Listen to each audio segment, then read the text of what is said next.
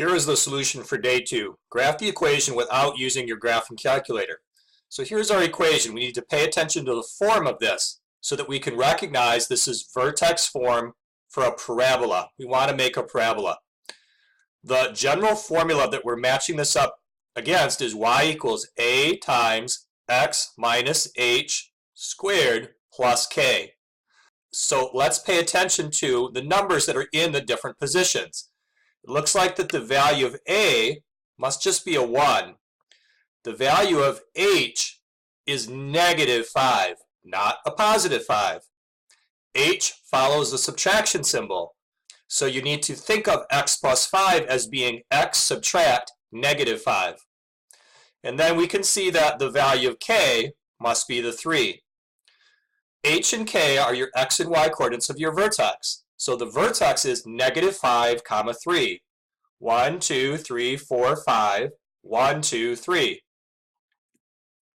The value of a is used to scale the branches of the parabola. It helps if you know that the general parabola, y equals x squared, which also has a 1 as the value of a, has this pattern to it. From that first dot, over 1, up 1.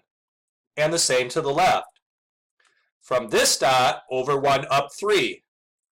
And the same to the left. Whenever a parabola has an a value of 1, there is always that same pattern between dots on the branches. Each time you go over 1 unit sideways, you go up 1, but the next time you go up 3. The next time you go up 5. The next time you go up 7. Are you seeing the pattern between the dots? You're going up by odd numbers. Now we can draw in the parabola.